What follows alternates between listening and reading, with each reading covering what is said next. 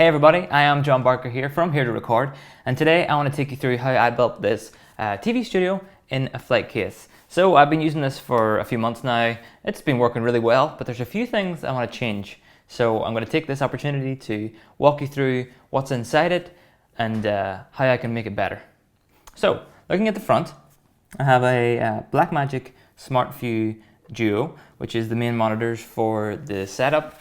I don't love these monitors, but for what they are and for how much they cost, they work really well to see all the inputs and to do switching. Not really good for, I don't think for exposure and focus kind of, but there are SD monitors in here, so I just kind of trust them for framing and to see all the feeds. So I put my multi-view over here, and then I put my program feed on this side. Under here is a blank 1U unit, which I will be adding a patch bay to in this video. And then if we take a look on the back, you can see that I have the ATEM 1ME production switcher. That is the old HD version, not the new 4K version. And it is a 2U unit. And then that leaves a bit of room up here. I've got a router built into the box. I also have a little Latte Panda Windows 10 PC built in up here. I'll show you that later. And a power brick built in on the inside. And that's basically all that's in here. I have a little pocket at the top which holds an iPad. I use that for switching sometimes. And we can get to that in a different video, different ways to control the ATEM. But basically, that's the box. It is a 4U unit from Gear for Music. And I find it works really well. It's nicely made out of a wooden frame, and yeah, for what I need it for, it fits perfectly in my flight cases, which is one of the most important things why I chose this case. So let's take it apart and then rebuild it, and let's see what goes into it. Okay, so what I want to do first is take out everything from the box so I can start from scratch. And I've already taken out the power brick because I wanted to test some stuff last night, so I've already taken that out, and now I'm going to take out everything else. Now you might ask yourself, why have I mounted the ATEM in the way rather than out the way, where all the ports would be available to plug in cameras whenever I'm in a dark production environment? And there's a very sad but truthful reason for that, and that is because I bought this secondhand, and I don't even think you can buy them firsthand, but I bought this secondhand, and they are known to have a bit of an issue whenever they get about 2 years old, which is overheating, and that shuts down the network port, which means you can't control the ATEM. It stays on, but you can't control it. And I had this happen during a live gig once, so I don't ever want that to happen again. So I'd rather mount it in the way and then use some little desk fans. So whenever I go to an event, I just set some desk fans around here somewhere and one on the other side, and it just keeps it really cool. I've ran it for about 8 hours with no problem at all. Whenever it broke down, it happened within an hour or so. So you really need to have these fans pointed at it. If you have a better or newer ATEM, you won't have this problem, obviously. But for me, this old ATEM, it's past its warranty. It's going to overheat if I don't have these fans pointing at this side of the ATEM, so that's why it's mounted in the way, and that's why we're going to put in one of these patch panels. So this one is a 12 port rack unit. I don't even know what you call them, and basically you put in whatever you want in these little modules. So for me, I've got a couple of Ethernet ones here, and I also have a bunch of SDI ones, or BNC ones I should say, and HDMI. And then when I get to a venue, I'll mount this not on this side but on the front. When I get to a venue, they'll give me, for example, their internet connection, and I'll just come along and pop it in. It's not so easy on the table, but pop it in like that, and you can see that that will give internet to this point, and then I'll put more cables inside to get it to the router and stuff like that. So I have had the problem at venues where during the show when it's dark, I need to make a quick change on the HDMI port. So basically I'm reaching in here trying to find it and unplug it and figure out which way the cable goes. That's no good. Can't have that anymore. So that's why this is going to replace the issue. I'm going to put a bunch of BNC ones along here, maybe a HDMI one, and then a couple of these ones for internet, and then that will be much easier. So here's the ATEM unhooked. I have lots of cables already stuck in there. I think I might just keep them as they are, except for that one. And I should be able to just take this power cable out. I'll just do it on the desk so you can see what I'm doing. Just take the power cable out. And that should, yeah, there we go. That should free the ATEM completely, minus these cables getting caught on something. Yep, there we go. So put that to one side. Okay, so let me just show you what's inside the box left. Here we have a router. I've got 4 Ethernet ports here so that I can plug in my computer and the ATEM and the little Latte Panda PC that I mentioned earlier. I think you can probably just about see that in there. But basically it's like a 1-chip board. It also lets you run Arduino stuff, but for now I'm just using it for Windows 10, and I use that during live stream breaks where I can show the countdown to the talk starting again, things like that. So that's what I'm going to leave in here for now. It's not going to move. The Latte Panda, the router, they can stay there, and there's a power brick over here, but that's not too exciting. So let's get back to it. I want to mount this power brick strip, whatever you call it, inside the rack case. Now, the European ones don't come with any sort of little holes that you can attach screws. So I've freestyled a little, and I'm using these little, a little strip of metal that you can just mold into whatever shape you want. So for me, I've made 2 that look like this. And I put the one here and one here, and then I just kind of position it and screw them in somewhere around there. I have measured where everything fits. Some of these plugs are quite large, so I have measured and given myself enough room for everything to fit in. So I will go ahead and I will do that.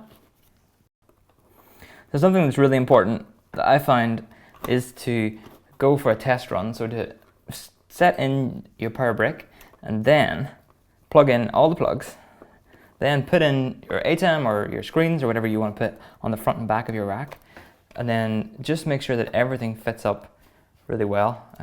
You don't want to make the mistake of not being able to plug in a plug or connect an SDI cable because you haven't double checked that everything fits. I have double checked, I hope, so we shall see whenever I get everything in there if everything fits.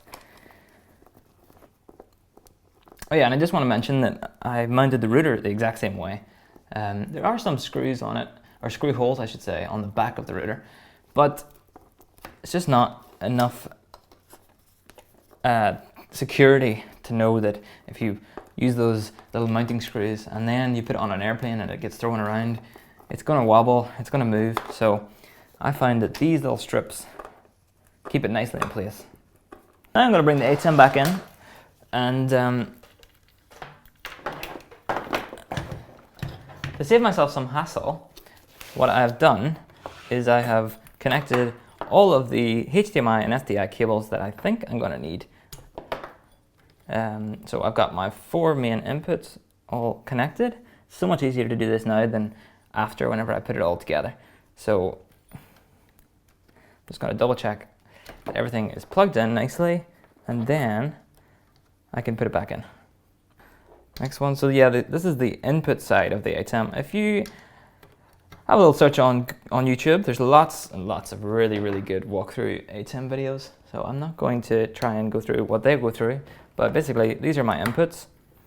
So I've got my camera 1, which is HDMI, camera 2 and 3, which will be SDI, and then this final one will be for presenter screens during talks and things like that. And then my last input is this HDMI from the Latte Panda computer, and I believe that goes in there. That should be fine.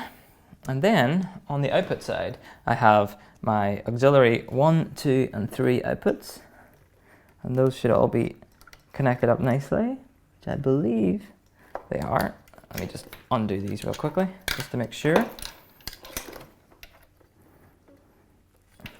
If you don't have one of those little Apple Core things, is what I think they're called.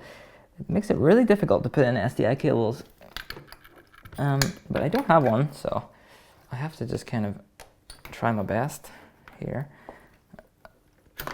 Obviously, it's always easier to start from the inside out. I'm also going to use this little tool.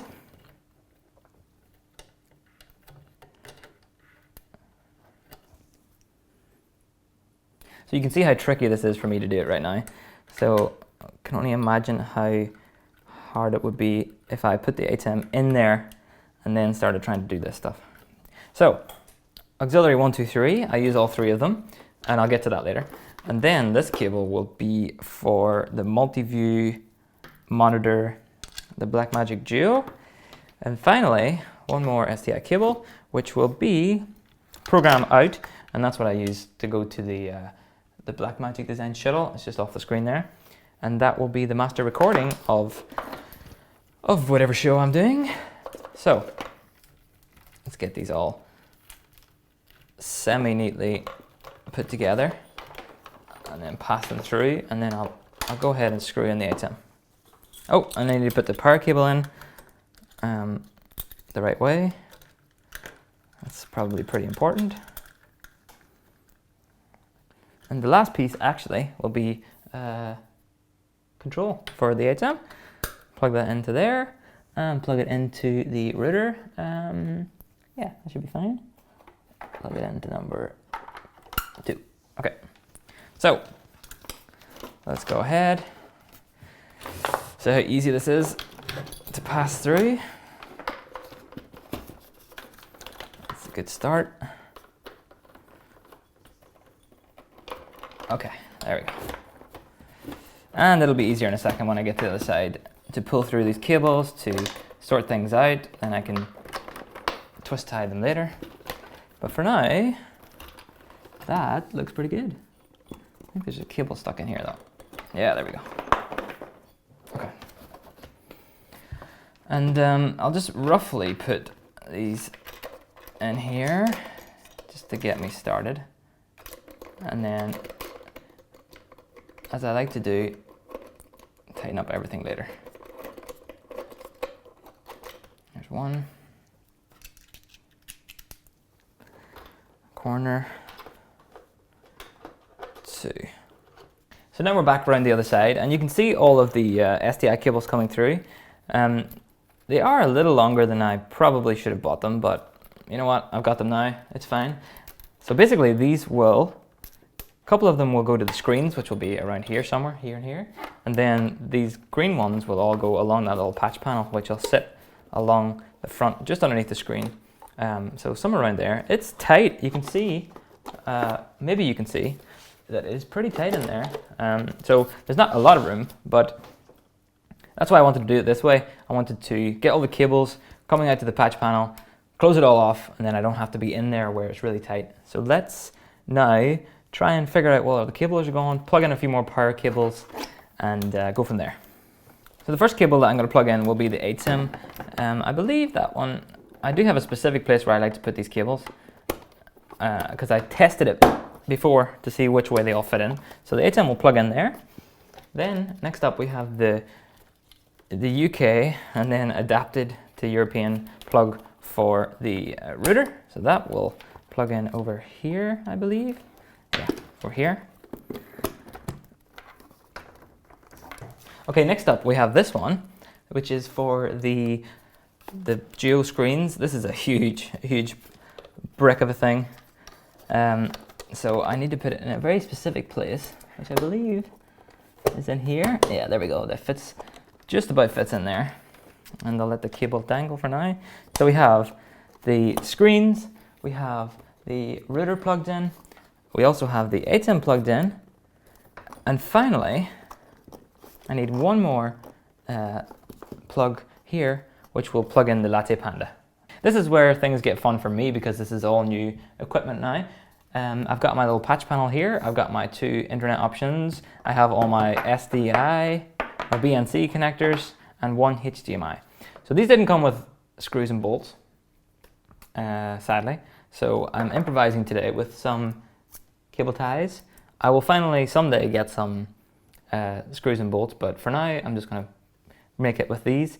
This will work perfectly fine. I'll just twist it in there and tie it around inside the hole, and it'll be like something like that. Interesting little red color within the black panel, but someday I'll get some screws, but for now let's do this. And one quick note, I have mapped out everything in this beautiful diagram I made on the airplane the other day. I've mapped out where this is the ATEM, this is all the extra peripherals, cameras, and this is the patch panel. I have 3 extra spots, if you can see, 1, 2, 3 here, and then I have my inputs and my outputs. So I've already mapped out where everything needs to go. So on this side I'll be putting my HDMI and 3 BNC connectors, and the other side will be 3 other BNC connectors. So HDMI first, and then I will get going.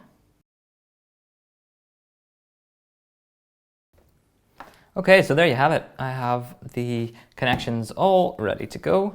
I think I'll just go ahead and plug in some of these and see how it works. So I've got my 3 green, but I don't want one of them. So that one's auxiliary 1 is going to go to my right monitor. And then I have auxiliary 2, which is this one. I'm going to plug that in there. Let me see. Oh, sometimes. Ah, there we go. Auxiliary 2, auxiliary 3 goes in here. And this is when I check my diagram and realize, yeah, I was wrong. Okay, auxiliary 3 actually goes in here. Auxiliary 2 will go in here. And then the master program out will go over here. And I will get some labels for the front, which will label all this up and make it easier for me. And that just leaves the multi-view, which is also going to go to one of the SmartView Duo screens. Next up, I have my camera 1, which will go in the HDMI little patch here. There we go. Oh, that was a bit tight. And then I have camera 2, which is this one. Oh, it's a mess of cables here. Camera 2 goes in here. There we go. Camera 3 will go in here. And then finally, a feed from the projection screen, which is this one, will go in here. There we go. Okay, so just to tidy things up a little bit. There we go. Bring it a little closer and just adjust you a little. There you go. Okay, now you can see what I'm doing. So, cables, cables, cables. Cables go away. Cables in the way. There we go. So, tidy that away inside, and I'll fix, like I say, I'll fix these cables later. Plug in the Panda real quick. There we go.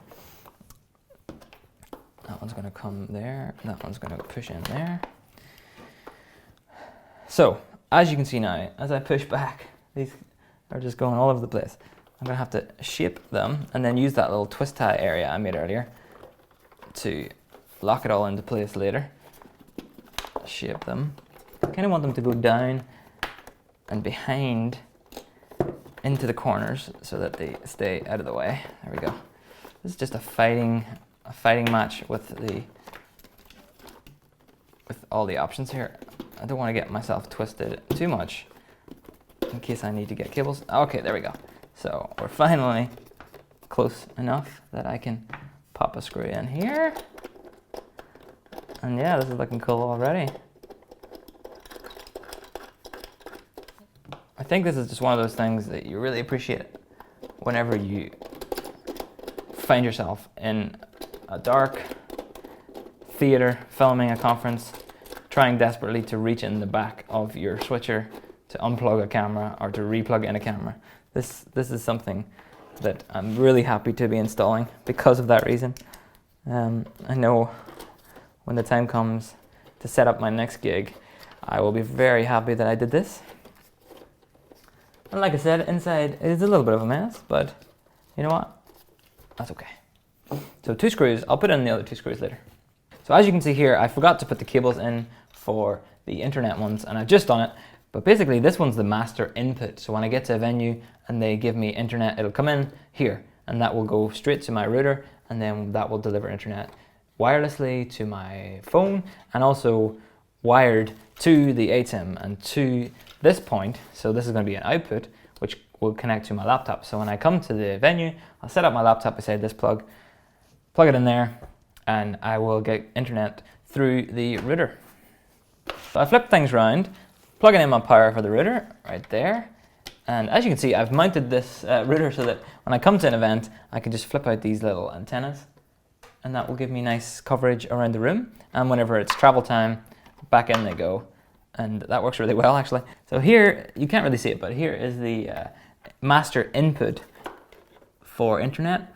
And that's my green cable. I'm just going to plug that in there. And then one of the outputs, which will be my laptop, is this yellow cable. Messy, messy, messy. That's going to go into number 3. There we go. And my final internet cable, I believe my final internet cable will be going from the Latte Panda, which is over in the corner here. That gives internet to the Latte Panda, and that will just plug in nicely, if I can just get the cable on that side, into number 1. There we go. Ugh. Twisting it. Done. So that's everything connected up in terms of internet. So this side is looking very, very wide open. The reason I use auxiliary 1 that goes to the Blackmagic Duo. So basically, I have my screen setting like this, and then auxiliary 1, if I come a bit closer, auxiliary 1 will go into this side, and then the multi-view goes into this side. So I use auxiliary 1 in this case so that I can mostly show program on this side, but then if I want to pop into maybe the Latte Panda for the break screen, or if I want to take a close-up on one of the cameras without affecting my program, I run auxiliary 1 into this. So that's a good little tip, is to, instead of doing multi-view and program, multi-view and auxiliary, so that you can have program up here if you want it, or you can put up some other screen. It's a really, really, really good way just to jump in, look at a camera, and then jump back to program. So let's install the last few bits and pieces. Let's do it. But next up, I want to finish this off by putting the screen back in again. So it should fit nicely in here if I just move things around a little as I go. So that cable should go that way, and that one that way. Yeah, nice. So there we go. That will fit in there, and I'll just pop the rack screws in. Now, whenever you completely fill this 4U rack, it does get very tight in terms of screws and positioning. I can already see this top screw. It will be difficult to put in, but I'll figure out a way to do that. Yeah, that one's going to be the same. So let's just put the bottom ones in for now. And that's the thing about these racks, is that they're built pretty precisely, but some of these devices just seem a little bigger than the standard rack, 19-inch rack unit size. So yeah, so that will sit there. I think what I'll have to do is perhaps loosen the patch panel, which will give me a little bit of give, and then the top screws will fit in. But I mean, right now there's no way that's going in. No way that one's going in without some serious working. So let me just undo these a little, see if it, yeah, I can see them dropping already. So there we go, we've got our nice little patch panel with nice red trimmed cable ties, and we have some empties that someday I might use for other things. Who knows, I might get an extra camera or an extra live program feed, which would be nice, maybe to send to a projector or something. That could be that. That's kind of what I'll use the auxiliary for, but you know, I've got extras. I've got room to grow. I've got my way of getting internet in and out. I've got my HDMI for one of the cameras, and that's it. The backside looks the same. The only cable that comes out of here right now is the power cable, as you can see, and everything else is nicely tucked inside. Hopefully everything works. I'm going to do that now. I'm going to plug it in and see if it all works. Okay, so I'm back. I've just switched on the ATEM and I can see already the multi-view has come up. So that means the screen's on, the switcher's on, I can see that the router's on inside, so everything is working okay in terms of power. Next up, I'm gonna grab my HDMI cable and pop it into the brand new HDMI port that I just made on the front, and then pop that into my HFG25, which I use mainly for wide angles and stuff like that at events. Switch it on, and hopefully, yes, there we go. You should see it on the multi-view. And then the next step to get this going is to grab my Ethernet cable and pop that into the Ethernet out. And if all the routing has all worked correctly, I should, and I do, excellent, see, if you can see that, the ATEM software on my computer. So now, everything in terms of the two I've tested so far seems to be working okay, and I can do my simple cuts and stuff like that. So that's good to see. It's good to see it's working. I'm gonna probably test out a few more things in terms of the SDI links on the front and make sure those all work okay before I say that this is complete, but it's looking pretty good. So that's it. This is how I built a live streaming TV studio slash live streaming rig in a rack case. Not for much money either. These secondhand switchers work out pretty cheap on eBay. The screens are not too expensive. A cheap router, a cheap little PC if you want it. The patch panel is just an added extra if you use it for a while and you realize you need something like that. That's just like a little nice to have. Other than that, this is a pretty affordable, easy setup that is easy to bring around. It's not too heavy. I mean, it's heavy, but it's not too heavy. And that's it. Hopefully this is good. If you've got any questions, let me know down below. Happy to help out wherever I can in terms of what cable I've used, what router I've used, and all that stuff. If you've got any questions, let me know. And hopefully this has been helpful, and thanks for watching. I'll see you in the next one. Do do do do do do.